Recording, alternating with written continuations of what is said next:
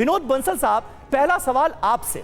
VHP ने यह demand की है, बात तो कार सेवा तक की जा रही है।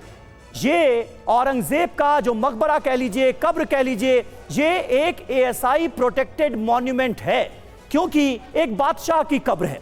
एएसआई प्रोटेक्टेड मॉन्यूमेंट की हिफाजत का जिम्मा राज्य सरकार का होता है। किसी मकबरे को या किसी स्मारक को एएसआई प्रोटेक्टेड कहा जाए या ना कहा जाए, यह बताती है केंद्र सरकार। तो केंद्र सरकार बीजेपी की, राज्य सरकार बीजेपी की, आप कार सेवा की बात कर रहे हैं, प्रदर्शन की बात कर रहे हैं, किसके खिलाफ? देखिए, हम जो प्रदर्शन कर रहे हैं, जो कार सेवा की बात कर रही है, हम उस आतंकवाद के खिलाफ कार सेवा की बात कर रहे हैं। आतंकवाद के खिलाफ जो है ना प्रदर्शन की बात कर रहे हैं, जो कि जिसने भारत के चीरहरण किया, भारत की हजारों मंदिरों को तोड़ा, जहाँ उसने जो है भारत की अस्मिता को लूटा, भारत के धन को लूटा, भारत का जो महिलाओं की इज्जत के साथ खिलवाड़ किया। आप देखिए कि उसने क्या क्या नहीं किया।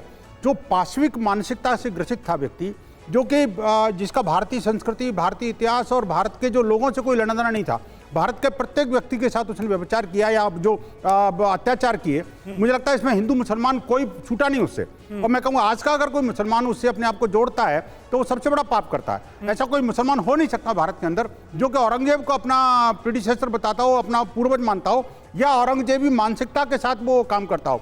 और औरंगजेब की महिमा मंडन करने के लिए हाँ कुछ राजनेता हैं, कुछ कट्टरपंथी सोच के मौलाना हैं, कुछ कट्टरपंथी लोग हैं देश के अंदर जो कि औरंगजेब को सही बताने की कोशिश करते हैं। उसके अंदर से वो उसकी अच्छाइयों को निकाल के लाते हैं। वो कहते हैं उन्होंने ऐसा विस्तार किया, वैसा किया। मैं कह रहा हूँ विस्तारवादी सोच ज्यादा इंपॉर्टेंट नहीं है, वो इंपॉर्टेंट है कि भारत के साथ उसने क्या किया और उसका भारत के साथ क्या भारत के साथ क्या किया, औरंगजेब ने अपने शासन में क्या किया, ये तो दुनिया जानती है ना। इतिहास में सबने पढ़ा है छत्रपति शिवाजी महाराज की महानता के किस्से, संभाजी महाराज की महानता के किस्से और औरंगजेब की क्रूरता के किस्से।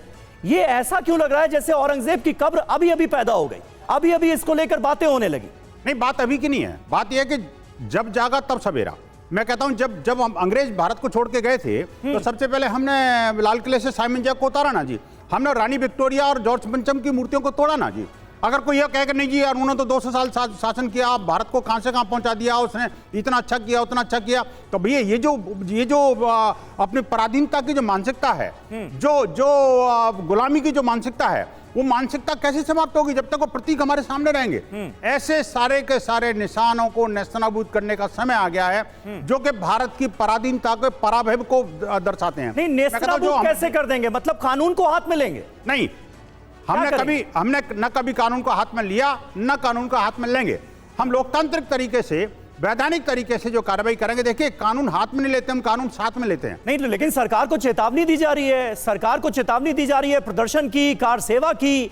कुछ लोग, पूर्व विधायक भी जिसमें शामिल हैं, वो कह रहे हैं कि औरंगजेब की कब्र पर जाकर उसे तोड़ देंगे, इसे हटा देंगे, समंदर में बहा देंगे। इस तरह के बयान तो आपने भी सुने। देखिए, होना चाहिए। मैं कहता हूं होना चाहिए। संपूर्ण देश इस बात को चाहता है कि औरंगजेबी मानसिकता, औरंगजेबी प्रतीक, औरंगजेब के जो प्रतीक चिन्ह है वो सारे देश से समाप्त होने चाहिए। अगर कोई नहीं चाहता तो वास्तव में भारत विरोधी है।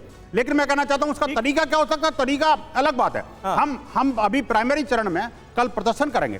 आप देखिए, कल छत्रपति शिवाजी महाराज की जयंती है और हमने जब ये ऐलान किया उसके बाद से देखो दो खबर तो आपने अभी स्टूडियो में आते आते दिखा दी मुझे कि किस तरह से पाकिस्तान का जो आतंकवादी उसका भाई चला गया और अब दूसरा उसको भी गोली लग गई। अब ये जो उसकी जो आतंकवादी मानसिकता जो है ना जी, देखिए आतंकवादी मानसिकता को समाप्त करने का समय आ गया है और वो कैसे भी होती है वो अलग बात है। हम ये नहीं कह रहे कि हम ही करेंगे इस काम को, लेकिन करेंगे, होगा। और ये भारत के अंदर से जितने भी ये पराधीनता की जो प्रतीक चिन्ह है वो समाप्त होने चाहिए। इसमें किसी को कोई हिंदू मुसलमान के चश्मे से देखना ही नहीं।